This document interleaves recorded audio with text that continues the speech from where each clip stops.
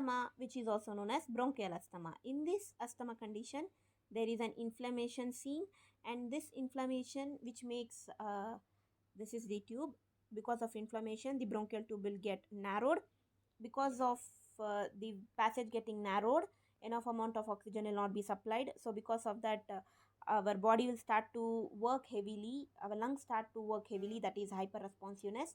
Because of those things, mucus will be produced, which is blocking the way. That is somewhat described as asthma. And this asthma is a chronic disorder. That is when a condition which is lasting in your body for more than years together, or almost like 6 months together, more than that, that is considered to be a chronic condition. Like if a person is normal today and he sleeps and wakes up tomorrow and he got asthma, it's not like that. It is not like you can't get asthma within 1 or 2 days. A small condition slowly will damage your lung and get developed into asthma. That is what asthma is. One thing to remember, asthma and bronchitis, these two condition resembles almost the same thing. You might get confused, so I'm saying it now. The next topic which you will be dealing is bronchitis. To not get confused, I'm just saying it in a brief way. Bronchitis will be dealing just the main thing which is affected in the bronchitis is bronchial tube only. While in asthma, the main thing which is affected is bronchial tube plus alveoli. Here the both thing, this both organs get affected and then a person gets asthma. While in bronchitis, if the bronchial tube is getting inflamed and mucus is formed, only bronchial tube is affected, then the person gets bronchitis. That's the different. In asthma, if a person has to get asthma, then bronchial tube should get inflamed and alveoli also should get inflamed. While in bronchitis, only if a person's bronchial tube is inflamed, it's enough, he got bronchitis. Coming to the types of asthma, we have the first one, adult onset asthma. By the name itself, you can get to know it's an asthma which is seen in the adult. Logic, right? Now, this is seen only in the adult. It's because adults, those who are actually exposed to the pollutant areas or any kind of chemicals which is causing irritant to their lungs, for those adults, this asthma is seen. It can be either their traveling surrounding or working surrounding, anything. If an adult is frequently exposed, like exposed for almost an year, then automatically that adult get asthma. And the next one, we have seasonal asthma.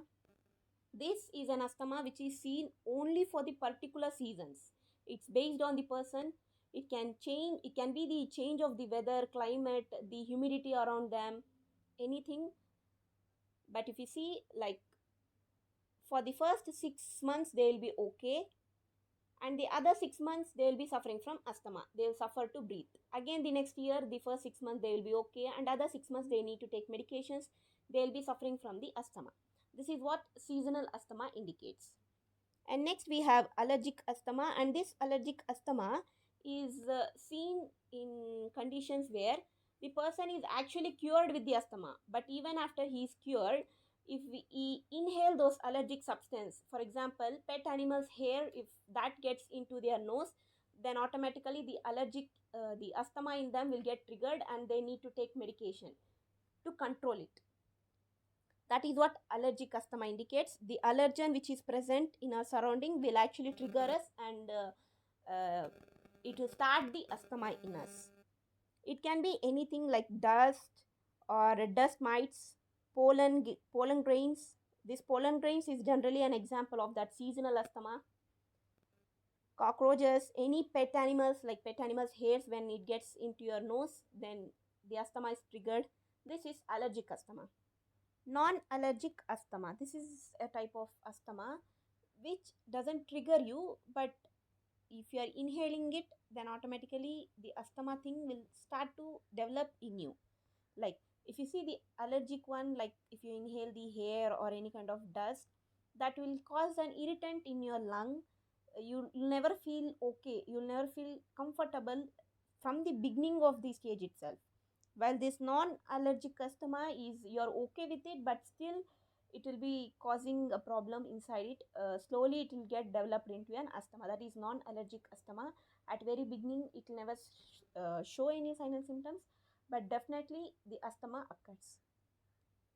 There are lots of examples, like if you see perfumes, paint, room odors, and smoking, tobaccos, this all can cause asthma, which is coming under a non-allergic asthma category. And status asthmaticus, and this is a condition, can say. This is uh, when an asthma suddenly trigger up to a very high level. Like if a patient is taking medication, then he drops it for 1 week, then automatically he'll suffer very heavily. Like within 1 week he will come to a very severe condition, that is asthmaticus. And if a patient has taken all his course and he is okay, the asthma is almost cured, but still he need to take a regular medication. He's not taking those regular medication, he's skipping those regular medication, and again he is smoking, then automatically suddenly the asthma triggers and it gets to an high level, that is status asthmaticus. Okay, next, exercise induced asthma. This is an asthma when a person is unable to do exercise. Like if a person is doing heavy exercise, moderate is okay. When he is doing heavy exercise, then automatically the breathing level will be increased. When the load is increased in the respiratory system, then the asthma will get triggered and start to occur. One thing to remember, just because a person has asthma, it doesn't mean they can't remain active. That if a person has asthma, that doesn't indicate that they can't do exercise, they can't be an athlete, like that. By taking an regular medications, by being in a consultation of a doctor under the doctor's advice, they can go for an exercise. Next, we have occupational asthma, which indicates if a person is working in an unhealthy environment, like polluted environment. By working in that site, if the person is getting asthma, which is indicated as occupational asthma. Generally, if a person is working in a pollution area, like cleaning the street, those people's working in an polluted area, the smoke gets into their nose, and breaking the stones into a mud, even that place, the harmful chemicals or the smoke gets into your lung. And working in factories, chemical factories, paint factories, and any other like cracker factories, at those places, the person's lung gets affected in a high rate.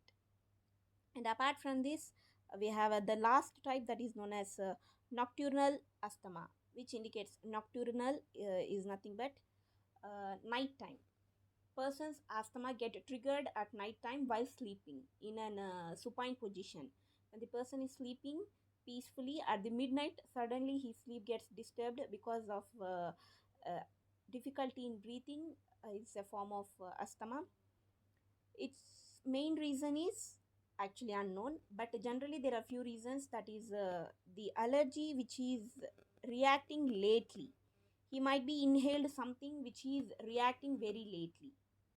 The causes of asthma is actually unknown, but there are few chances from this route the causes can be seen, like pollution, pet animals, and pet animals, which indicates their body hairs or their fluids, anything like that, dust, chemicals, mold, infections, food. These are the few chances from which a person gets asthma. Apart from this, the lifestyle, very main thing, and genetics, that is through genetic reasons, like if their ancestor is having the asthma, through the gene the person can get the asthma.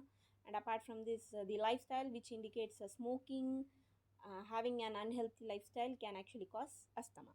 And coming to sign and symptoms, the symptoms at the beginning level will be very mild, like fever, cold, sneezing, and cough, like that. The primary level symptoms will be observed, and as the condition is developing and as the condition is getting worse and worse, the sign and symptoms will also get worse, like body ache, feeling very tired, shortness in breath, heavy coughing is because of the mucus collection, and sneezing and wheezing problems.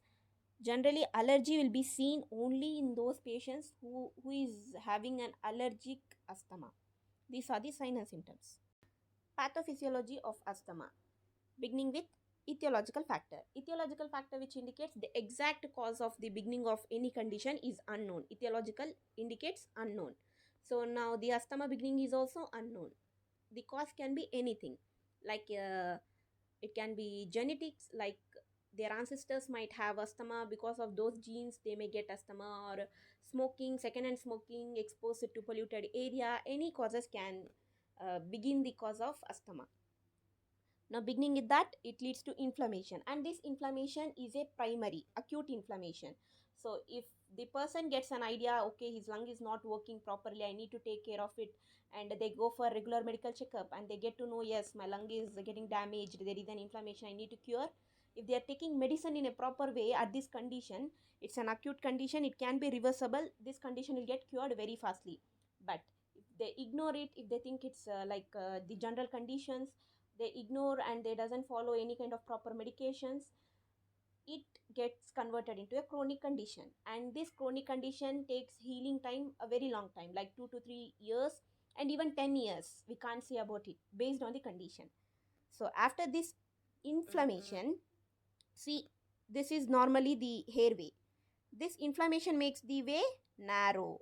When the passage becomes narrow, enough amount of oxygen will not be supplied. When enough amount of oxygen is not supplied, then automatically our body demands more oxygen. So our lungs start to work heavy. Hyper responsiveness will be seen. Increase in respiratory rate, increase in heart rate, everything will be seen. Up down, blood pressure will get increased, decreased. Evaluations will be seen.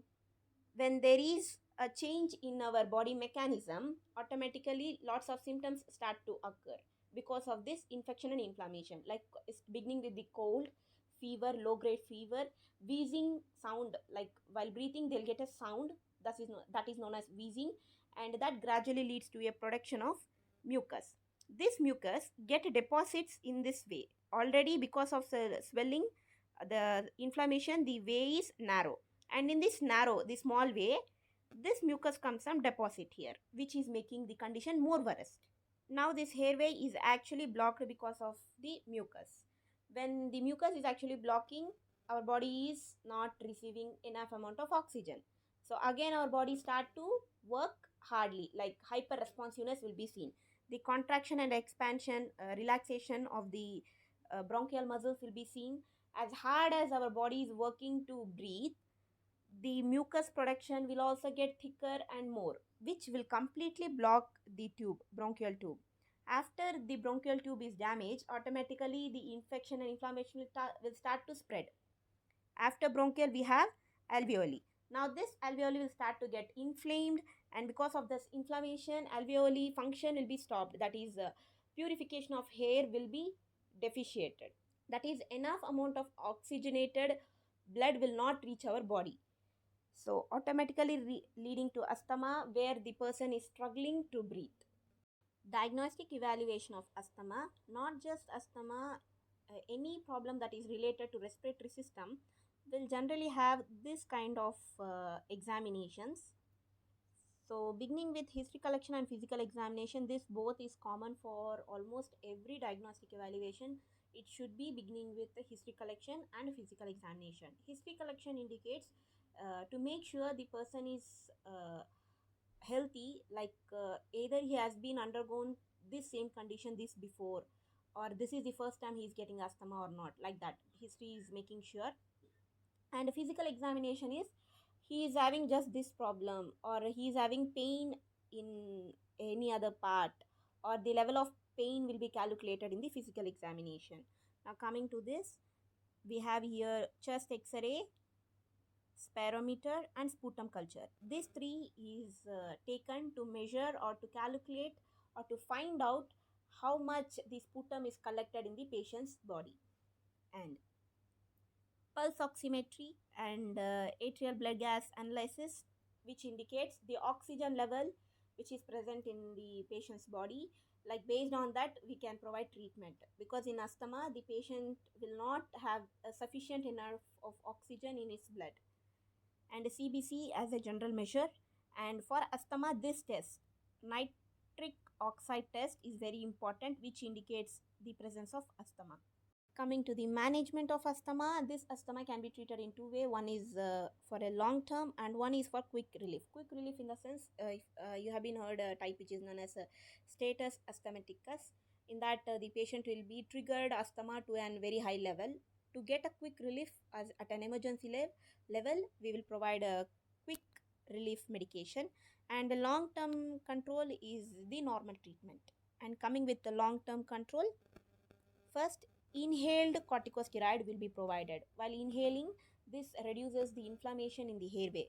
This airway will be swollen, right? Inflammation that will be reduced, and it makes a person to breathe properly.